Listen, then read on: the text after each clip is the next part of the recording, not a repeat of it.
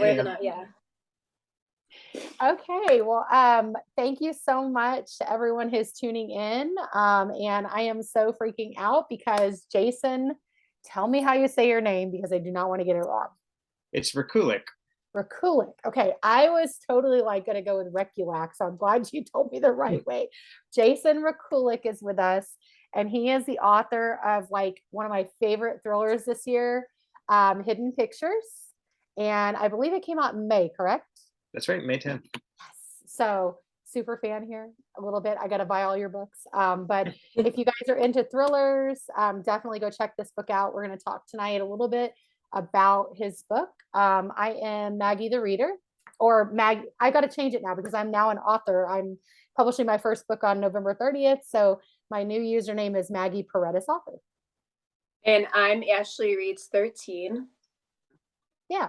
So Jason, we are so excited that you're here with us. I just want to apologize because I know like it's not a full house. Like we expected a pretty big house, but it just didn't happen. So I'm just so grateful that you are here, even just to talk to us about your book. So thank you. Sure, no, it's fine. It's my pleasure. It's great to be here. Yay. So yeah, we just have a few questions to ask, and I guess we'll go ahead and get started, make it short and sweet. So we found out you're from Philadelphia, which is awesome. Have you always lived there? I've been here since 1999, so 23 years. Long time. Almost, yeah. Yeah. So where are you from originally? Well, I grew up in New Jersey, and I bounced around for a little bit. I lived in Miami briefly. I lived in Jersey City, New York City. So. One of my favorites. So yeah, so now that we know that, I just wanted to ask you a few questions. Just tell us about yourself, like, anything that you'd like to share with your readers that's important about who you are. Well, I don't know if there's anything that's important that readers need to know. Or want to know. You know, I guess, I mean, when I was a kid, I was one of these kids who always liked stories, and I always liked reading books, and I love movies. You know, thinking back about it now that I'm older and I have kids of my own, you know, I think one thing that occurred to me was like we didn't travel very much. Like we never really went anywhere, and so like I remember going to movies. Like I love to go to the movies, and I love to read books because you know that was how I sort of learned about the world. You know, and I think a lot of people do the exact same thing. You know. So I was always drawn to storytelling, and I briefly flirted with the idea of becoming a computer programmer when I went to college. But then I sort of, I don't know, somehow I switched over to English. I was an English major in college, and I spent most of my life working in book publishing. I worked very briefly in New York City at like big New York City publishers. That was not a good fit for me. And then I spent like 18 years at a indie press in Quirk that I mean I was like one of the first employees there, and we basically got it off the ground. Quirk Books. And that was great. That was a really fun job. I had a super good time at that job. But the whole time, through all that time, I was writing. I was always writing at night, writing early in the morning. I probably went like 20 plus years without publishing anything. You know, I wasn't even submitting that much because I didn't like what I was writing. Like I could tell the things didn't work. I wrote a lot of like like the Island of Misfit Toys. Like I had like this closet of misfit manuscripts where I would get like 300 pages in and I'd be like, oh my God, this is just a disaster. And so I wouldn't even submit them. I probably have like 6 or 8 books like that. But eventually,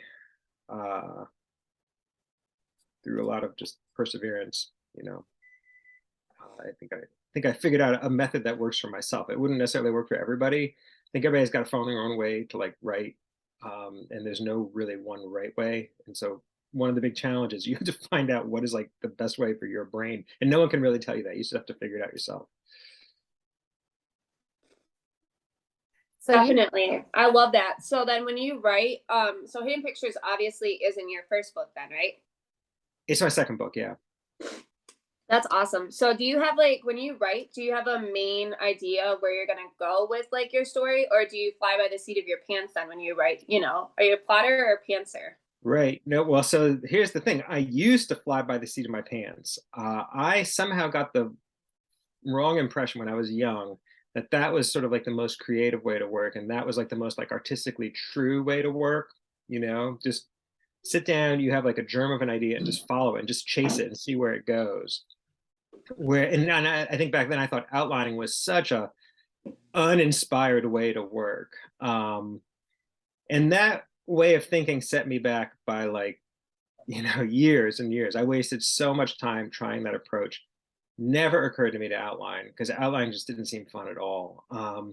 But fortunately, as I was in this day job working with all these other authors and looking about how they approach their work, and I would see authors who would pitch things and they didn't have a book written, but they did have an outline and they would have the whole story. And I'd be like, oh, wow, this is a really efficient way of working because you know exactly where you're going.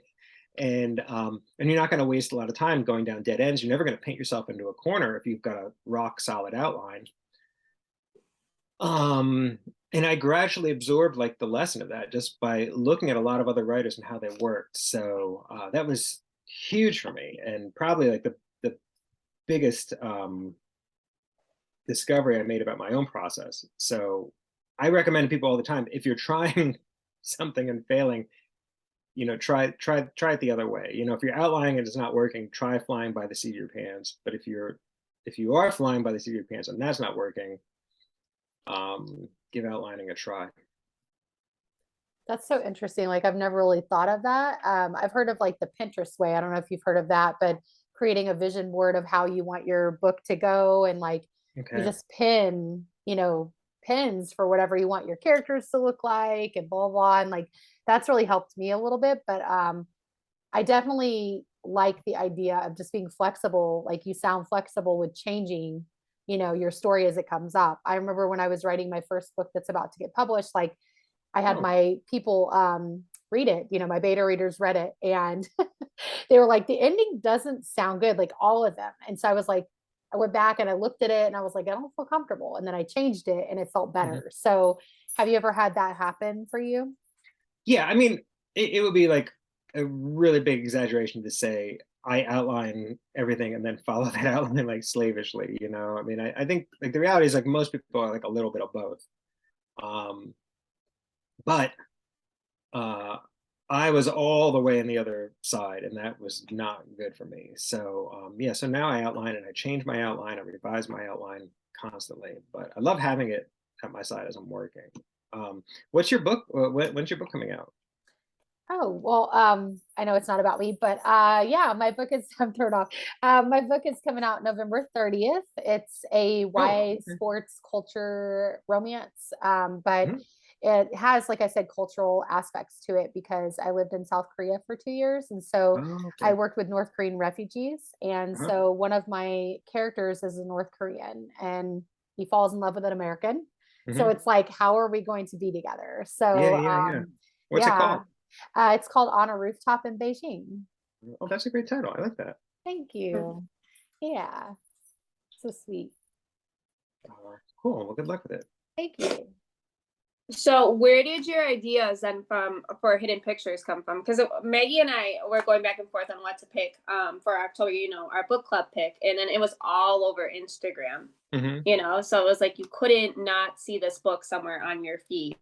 So tell us about where you like arrived with your ideas for this.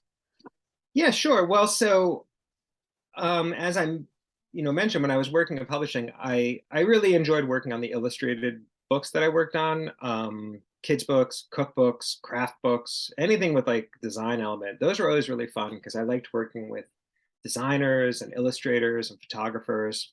I'm not really good at any of those things, so like, I have a lot of respect when I see someone who is good, like a really good photographer or a really good illustrator. Um, I find temperamentally I tend to get along with them really well. Like this, and so I had these two friends that we'd worked together like in a professional capacity, and we just sort of got friendly over the years. One's name is Will Staley, And then the other guy's name is Doogie Horner. Doogie's his nickname. His real name is it's classified. He's been Doogie since like 4th grade, you know. And really the impulse for this book was I just wanted to do something with these two guys. So I called them up and I said, hey, I'm going to write a mystery with illustrated clues, and I want you guys to draw the pictures and I'll write the words. You know, do you want to do that? And they said, yeah, absolutely. You know, what is the story? And I said, I don't know. I have no idea. All I knew was that it would have pictures that were clues.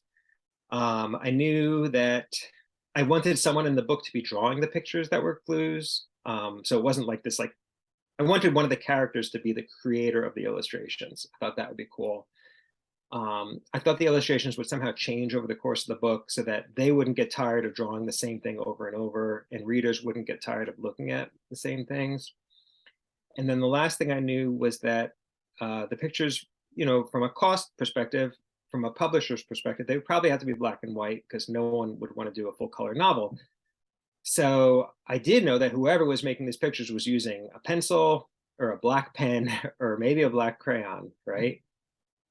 And so even though I didn't know the story, I actually had like it was almost like having like a poetic form. It was almost like saying, well, I'm going to write a sonnet. So like there are certain rules that I'm going to have to follow. Otherwise, I have no idea what I'm going to do. And I knew that there was a certain kind of like structure to this book, dictated by the art. And so then I spent about 3 months just brainstorming different concepts, trying to figure out like a story that could work. And I had a lot of really bad ideas. Really stupid. Like I'm too embarrassed to even tell you what they were. You know, wonder drugs that made people draw better, you know. And then one day, the one thing that had not occurred to me was, because I think I zeroed in on the idea of a character who started out drawing not well and then started to improve. Like that's the idea. But I was like, well, what would cause that? You know, is it drugs? What else is it? Did someone go to art school? And then I had this like epiphany where I was like, or it could be supernatural. Like maybe there's some supernatural thing. And as soon as I thought supernatural, like I immediately went to a 5-year-old artist, and all these other elements clicked into place. Like, you know, if you've got a kid who's kind of doing creepy stuff, I thought of The Babysitter and The Turn of the Screw and Henry James. And within like 2 days, I had the whole thing like outlined. I knew the ending. I knew all the twists that, you know, I guess we shouldn't spoil because this will go on YouTube. Or we can, I mean, it's up to you. But I knew everything that happened at the end of the book. So even though I didn't have necessarily an outline, I did have a real clear sense of where it was going. I knew who the antagonists of this book were. I knew, and I knew like all the big reveals. So you said not to spoil it, but like, can I share a couple of my favorite drawings with you? Absolutely. Okay, so guys, get ready. You're gonna want to buy this book if you see this. Okay.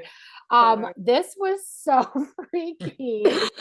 Like it was such cute stuff, guys. Like he had a like little kid drawings here and there. And by the way, me and Ashley are teachers, so like elementary teachers. Oh, So yeah, so when we that's saw great. those drawings, we're like, that's so cute. And then we Yeah. saw the one on page 24, and we're like, oh my God. And then like page 54, we were like, we will turn in one of our students if they draw something like this to the counselor. But like where did you get, you said you didn't do the drawing, so where did your illustrator get the ideas from? Like how did you guys connect that? Right. So I mean, I would send them chapters as I wrote the book, and I would have like a sense that I would want, I would give them like a you know, a sort of bare bones outline of what I thought the illustration should be. Like I'd be like, you know, Teddy and Mallory should be eating cookies, having milk and cookies at a table, and there is this sort of specter between them. And I mean, they probably did 20 versions of that illustration where like the ghost is on the ceiling, the ghost is at the table, the ghost is under the table, you know, all different positions. And so so that was really fun. I mean, that was exactly the kind of like collaborative partnership that I was looking for, where, you know, they were just brainstorming every possible way to do these illustrations. And and then I would rewrite things. Like once I saw the art, I would rewrite the text to sort of to make everything look as integrated as possible. So invariably they had much better idea. Like whatever I envisioned in my head, like they would make it 10 times better. That's what really good illustrators do. So Yeah. you knew the ending then, right? Because I had no idea. I thought, I don't know. Maggie, can we just put in here that there's gonna be spoilers? I thought the husband. Wait, there's going to be spoilers. There we go. I Right. thought the Big spoiler husband killed fence. her. I thought the husband was gonna kill Mallory, and honestly, I did not suspect the wife at all. Okay. I did not. And I'm not a big thriller reader either, but I made Maggie. Maggie was like, "Do I listen to it on audiobook or do I get the actual one?" And I was like, "No, no, Teddy's messed up. You need to go look at those pictures." But I did not suspect that the wife killed her. Not Yeah. killed me. You know what I'm saying? I did not suspect the wife. Yeah. So creative. Yeah, well, I mean, I did say, well, I knew it was going to happen, I just thought it would be a really fun twist because, naturally, anytime that you're reading like a spooky story and there's a ghost, you just sort of expect the ghost to be a hostile entity, and it's the scary part. And I thought it would be fun if really the ghost just needs help. The ghost, but the ghost doesn't know how to say it because the ghost can't speak. She can't even speak English, but she can't verbalize.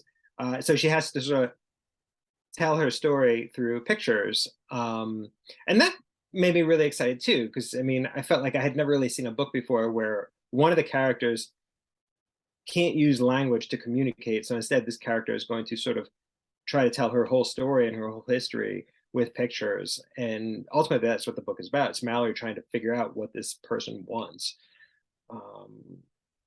So Yeah, I thought that was so creative. That kind of leads me to your next question, like where did your ideas, well, you already talked about that, but like for Mallory, in the book, Mallory, spoiler, Mallory is an addict. So I want to be honest here. I am a recovering alcoholic. I've been sober for 8 years. So okay, I connected with that in the book, and it was a scary part to me, like page 46, where I took notes for our book club, by the way. That's why I have all these detailed notes. But page 46, where Mallory said, after just 2 weeks of living with the Maxwells, safely cocooned from all temptations, I'm not even sure I need meetings anymore. I think I can handle things on my own. And as an addict, I'm like, that's a scary place to be. Like, so did you have, like, when you wrote Mallory and you wrote her story, did you have a backstory for that or anything that you were coming from? Well, I don't have personal experience with it, but where that came from is I wanted Mallory to have something like that because that's just sort of like the convention of these kinds of stories. Like I wanted to introduce this possibility that she's unreliable. And you really want her to be like, or rather, I really wanted her to be like I wanted the balance of power in her world to be completely off. I wanted to try to make her like as vulnerable as possible. And simultaneously, as I'm like sort of fishing around for something with her character, my sister-in-law is a doctor and she's worked with a lot of people in recovery. And, going back like 10 or 15 years ago, I remember when she first started, everyone knows about OxyContin now. Like everyone knows about like the Sackler family and Purdue Pharma because there've been like all these great books and TV shows in 2020. But like 15 years ago, she was working with people, and I remember she started telling me stories about this drug like I'd never heard of, and she's like, "You don't understand like how dangerous this drug is, and how much because it started in like these rural communities. That was a really sneaky thing about it. Like it started in like coal mining towns, so like it was completely off like Philadelphia's radar. The media wasn't really covering it, but if you talk to certain physicians, they knew, and they were trying to like get the word out. And so she would tell me these stories that just, the stories, so like they're heartbreaking, they're tragic, they make you angry. And so all that was just sort of like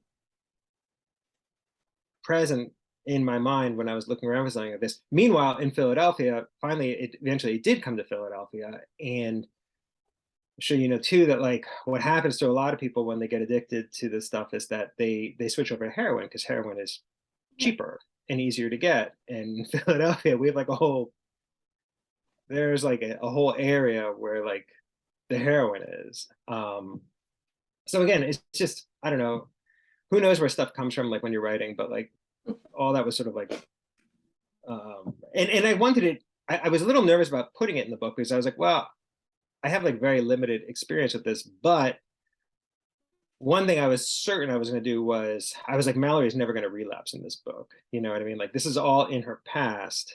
And I felt like, well, I don't have to write about it too much. I have to write about it enough to make it convincing, like as a backstory, but like in the book, she is going to be, she's going to be sober and she's going to stay sober. So that was always my plan. So that gave me this sort of confidence to like, you know, and, you know, talk to my sister-in-law, have her read it, you know, that line that you actually read, where she said, I think I can do this. Like we actually worked on that line together because you're trying to figure out like, you Nice. know, I didn't want to have to go to meetings in this book, you know, because I Yeah. felt like, I was like, you know, I just don't know if I want those scenes. I have to like introduce all these other characters who don't really have anything to do with like the rest of the world of the book. So Yeah. I kind of had to have her take this leap that probably is not the best thing for her. Yeah. But then I was like, well, but then that'll also like make the reader more nervous for her. So maybe it's, you know, from a fictional standpoint, that's okay. You Yeah. know? At least she had her sponsor, you know, that was a good thing, you know, and she was in contact with him. So that was awesome. Yeah. So did you have a lot of design work, or did your friends illustrate your cover, or how did your cover design process go?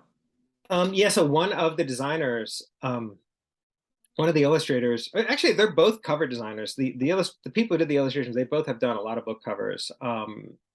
And so I floated to Flatiron. I'm like, hey, do you want to have Will do it? Because Will's done some really amazing covers, and he's done covers for Flatiron too. So they're very familiar with his work, and they're like, absolutely sure, he's amazing. And so they did a bunch of different versions, and you know, ironically, I'll show you. I like the cover that we ended up with. I think it looks really cool. I love the how the trees are like crayon drawn. But this is the cover for the Italian version, and in Italy they changed the title to Teddy, and they put like Teddy and Anya right on the cover. It's this really cool Oh paperback. my gosh. It's beautiful, and like if you open it up, like there's actually like drawings like look, on the look flaps. at that drawing. Is that Teddy dragging someone? This is Oh my gosh. well, this is well, we don't know who this is when we see it in the book. Yeah, you But don't know. That's so crazy. in that book in Italy, instant Italian bestseller, like went to number 8 on the bestseller list. Like it's crazy popular there. And sometimes I wonder, I'm like, should we have called the book Teddy? Should we have used that cover? I don't know. Because I mean it's popular here, but it was never on like a bestseller list or anything like that. Yeah. So I love it. Well, are you working on anything else? Anything else coming up? Yeah, I mean, I won't have anything out anytime soon. I'm working on a new thriller. It has to be turned in next summer. So I'm working on that. So I guess it would be out in like 2024. Congratulations. Thank you. Can you tell us anything about that? Not really. I think it will be like a suspense thriller, and I'm, you know, a lot of people will tell me like they've read Hidden Pictures really fast. So like, wow, I read this book like overnight, you know, or in a weekend. And I mean, that's just sort of, I think like it'll be in like that same kind of style, you know, like, I mean, that's just the way, I think that's the only way I know how to write. So I think even though it's a totally different story, I think it'll feel like Hidden Pictures, and like the sense of the style will be the same. You got a fan in me, so like I'm gonna now you. buy all your books. So thanks. I you know, when appreciate it. you like one book, like, and you've been so nice through email. So like if the author is really awesome, the book is wonderful, then you know, I'm the type of reader that I just want to like get every single book by that author. So Oh, thanks. yeah, you're welcome.